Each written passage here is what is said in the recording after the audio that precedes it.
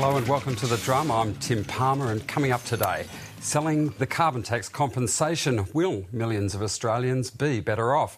Should politicians go public when they receive death threats?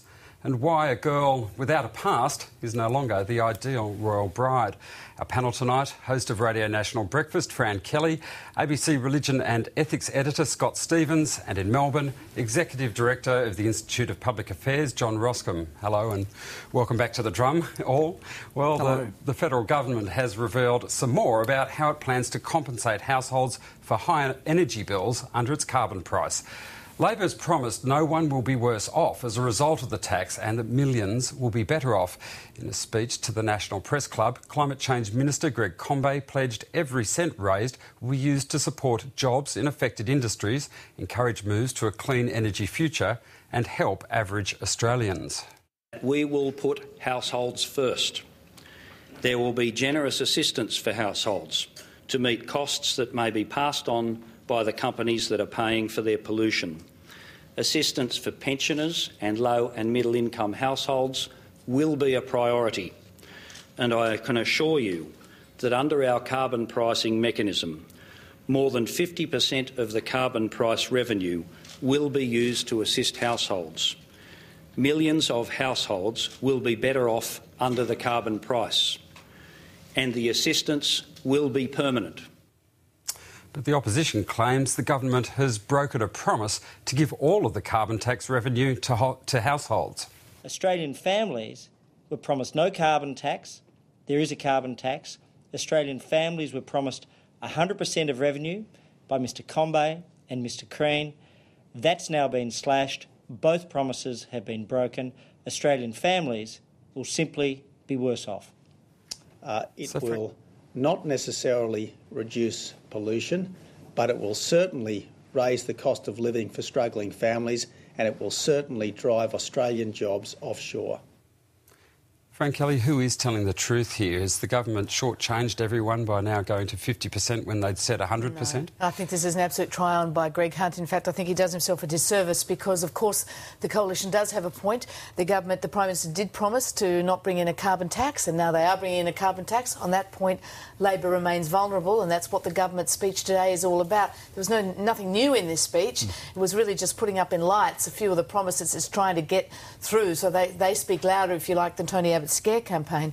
But Greg Hunt there saying that Australian families were promised 100% of the compensation. Look, I haven't looked through every Greg Combet transcript. Perhaps the Minister did say that once or twice, but I've spoken to him many times, had him in the studio many times. He's always, as far as I can recall, said, you know, families will be compensated, affected businesses will be compensated, and there will be some money spent on looking at energy transition to low-emission energies. That's always been the case. Of course, no one thought families were going to get 100% because most of the argument has been about compensation to business. How much will it be? Will it be enough? So that's always been So picking there. a figure of 50% is in line, you say, with what is Look, consistent? we've never heard the 50% figure. I think roughly in the old CPRS, the one agreed to finally then got scuttled in the end, the one agreed to by Penny Wong and Macca, just before Tony Abbott knocked it off, was around 45% of the compensation of the money raised by an ETS would go back into households in compensation. So a 50% figure, a more than 50%, is an improved offer, I suppose, on the table, but it's kind of meaningless given we still don't know what volumes we're talking about, what's the impact going to be. We don't know that till we know what the price on carbon's going to be. So it's all nonsense figures, and it's all designed to offset Tony Abbott's scare campaign of a great big new tax.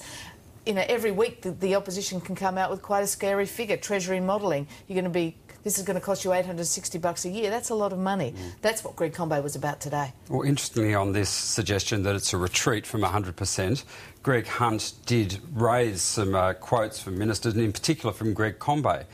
From March the 7th, just a month ago. He said that Greg Combet said every dollar that's raised by the payment of a carbon price by the companies that are emitting large amounts of pollution will be used towards supporting households, with a particular emphasis on pensioners and low-income households, suggesting that every dollar would go to households. But here's what Greg Combet actually said in that press conference, and it includes a few words that Greg Hunt left out. Every dollar that is raised by the payment of a carbon price by the companies that are emitting large amounts of pollution will be used towards supporting households, with a particular emphasis on pensioners and low-income households, with any price impacts, and to support industries that are most affected.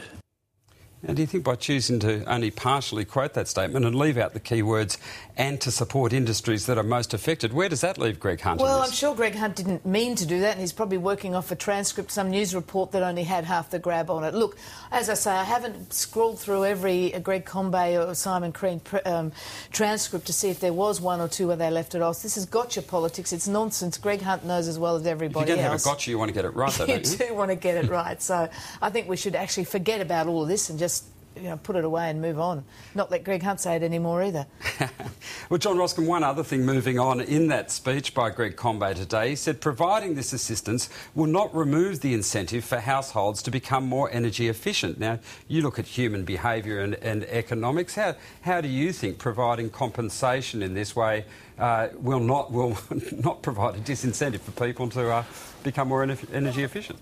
Well, that's exactly right, Tim, and that demonstrates the problems with the tax. If you are overcompensating people for the use of their carbon dioxide, then there's no incentive for them to be reducing their emissions. And I'm delighted that Fran is as trusting of Greg Combay as she is. But look, the Australian people were pretty trusting of the Prime Minister when she said there'd be no carbon tax. And this election at the next federal campaign won't be about whether the compensation is 50% or 51% or 49%. It'll be about how do you compensate people for losing their jobs, and the fact that if millions are better off, then doesn't that also mean millions are going to be worse off? We can argue about the precise details of the compensation, but the big issue is it's a bad tax and it won't do anything, and the Prime Minister said we wouldn't have it. And John, it's not a matter of me trusting Greg Combay or not. I mean, surely you agree that in almost every utterance, Greg Combay has made it quite clear, never implied that households are going to get 100% of the compensation.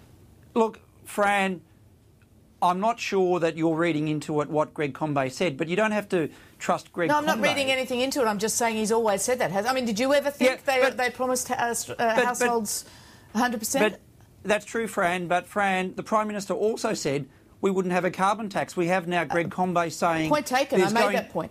There's going to be a permanent level of compensation. Now, does any voter, Labor, Liberal, National, One Party, Green, think that any government is going to commit to a permanent level of compensation? This is cloud cuckoo land. Well, talking about the level of compensation, Scott Stevens, I mean, if millions are going to be better off and it's 50%, how do you think the Greens will react to that level of generosity to households? Do you think they'll be happy with this scheme? Look, I really do think the whole thing is a fairly grotesque example of the unbearable lightness of federal politics. I mean, this really is... I can't help but feel that we're all living a little bit in the shadow of Kevin Rudd's moralisation of the whole concept of environmental politics, of global warming. Because what's missing here, if we don't talk about our response to global warming, if we don't talk about some form of environmental concern in terms of the curtailing, the chastening, the reformation of people's activities, the adoption of a self-restrained lifestyle, then this whole thing, I suppose, kind of descends into nonsense. As soon as you begin saying, you know, we're going to give you the opportunity not just to make money, but even to make more money than you're currently making. Look, the whole thing, it seems to me, is completely nonsensical. I'm stunned by the fairly dirty politics that the coalition is playing towards this. But even more than that, you know, Labor really has, if you like, soiled its own nest. It can't talk about this in terms of a moral issue, in terms of people adopting forms of self-restraint. It can only promise people you'll be better off, which I think is just feeding into the same overindulgent lifestyle. It's embraced the idea that is presumably politically so unbearable at a consumer level that all the pain's going to have to be borne at the market and industry level. And the change of behaviour. But isn't it strange, though? We do have a kind of a striking contrast. We've been seeing stories, haven't we, of Japan adopting, in terms of its own civil society, in terms of its national community, a self-restrained lifestyle in response to something that's affected other people. Are we so incapable of anything like that? Is civil society in Australia, is the sense of the common good, has that so evaporated that the only way that we can encourage different forms of national action by offering to pay people more for it? I just find this whole thing quite bizarre. Yes, but I'm not sure if we should try and keep the notion of climate change in a moral paradigm. I mean, I think that's where Kevin Rudd got into problems, and it leads us to this notion of, oh, you're a believer or a denier. I mean, I don't know these are helpful terms. It is an environmental problem, it is an economic problem, and we need to deal with the environmental impacts and the economic impacts. And I think that's, personally, I think that's fine to be dealing with it in those terms, because it will affect people's way of life. Yes, there is an argument about the greater good, so I guess that's the moral argument, and people need to be persuaded that this is essential, these are real threats, and, you know, if they believe that or not, then they will accept some pain, and as is everything, not everyone gets recompense. John says there'll be millions of households without money. That's true. Millions of households who can afford to take a hit for the common good. It's all about balance.